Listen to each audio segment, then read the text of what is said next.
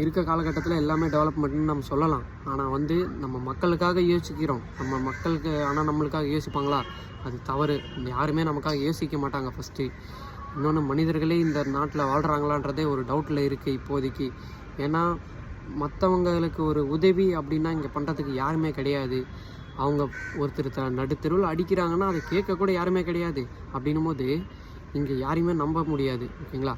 அதனால் உங்களோட நிலத்தை கொடுக்கும்போது உங்களோட சுயநலத்துக்கு ஃபஸ்ட்டு யோசிங்க. உங்கள் குடும்ப நலத்தை ஃபஸ்ட்டு யோசிங்க. ஓகேங்களா? அதுக்கப்புறம் பொது நலத்துக்கு வரலாம்.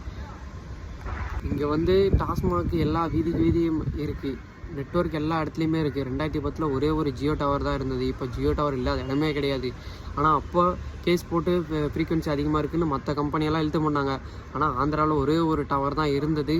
அந்த ஒரு டவர் வச்சு ஆல் ஓவர் இந்தியாவுக்கே டவர் கொடுக்குறேன்னு அப்போ அவன் ஃப்ரீக்வன்சி ஏற்றலன்னு சொல்கிறாங்க. ஆனால் இப்போது டிசம்பர்லேருந்து ஒரு 2 டவர் தான் இருக்கும். ஒரே ரீசார்ஜ் தான் இருக்கும். 450 ரூபா 500 கொடுத்து வாங்குவாங்க. பண்ணி தான் ஆகணும். ஏன்னா அவங்க மட்டும் இல்லைன்னா தொலைத்தொடர்பு எதுவுமே கிடையாது. ஆனால் இதை ஒரு அரசாங்கம் ஏற்று அதை தனியாக ஒரு டவர் கொடுத்து நடத்தணும்னா அது கஷ்டம். அது இவங்க நடத்தவும் மாட்டாங்க. ஏன்னா இவங்களுக்கு லாபம் அவனே கொடுத்துட்டு போயிடுவான்.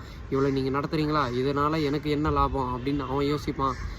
அப்படின்னும் போது தமிழக அரசாங்கம் இது எதுவுமே எடுக்காது. இந்திய அரசாங்கமே இதில் எடுக்காது. ஏன்னா பிஎஸ்என்எல்லே இந்திய அரசாங்கமே ஜியோக்கு ஒர்க்குன்னு போது அது ஒன்றுமே பண்ண முடியாது. நம்ம கேள்வியும் கேட்டால் நம்ம மேலே தான் குறை சொல்லுவாங்களே தவிர, இதை நீ ஏன்ப்பா கேட்குற, நான் 1000 ரூபா போட்டு பண்ணுறேன், நீ பண்ணலாம், நீ கம்முன்னு இரு அப்படின்னு சொல்லுவாங்க. இதுதான் இங்கே நடக்கிற ஒரு ரியாலிட்டி. மற்ற யாரும் மற்றவங்களுக்காக பேச மாட்டாங்க. நமக்குன்னா ஒன்றுன்னா நம்ம தான் பேசிக்கணும். நம்ம எதுனாலும் நம்ம தான் பார்த்துக்கணும். ஓகேங்களா? இதெல்லாம் எதுக்காக சொல்கிறேன்னா, நெட்வொர்க்கும் சரி, மதுபாட்டிலும் சரி, எல்லா விலைவாசி பொருள், கார், பைக் எல்லாமே வந்து விலைவாசி ஏறிச்சு. ஆனால் விவசாயம் மட்டும் இன்னுமே ஏறலை. அதுக்கான ஒரு முடிவு காலம் எப்போவுமே வராதுன்னு தான் தோணுது. எப்போ எல்லாருமே வீட்டுக்கு மேலே விவசாயம் பண்ணுறாங்களோ, ஜப்பான் மாதிரி கப்பலில் விவசாயம் பண்ணுற மாதிரி, அவங்களுக்கு அந்த அருமை தெரியும் போது மட்டும்தான் விவசாயத்தோட ஒரு அறிவும் ஒரு திறனும் அவங்களுக்கு கிடைக்கும்னே சொல்லலாம்.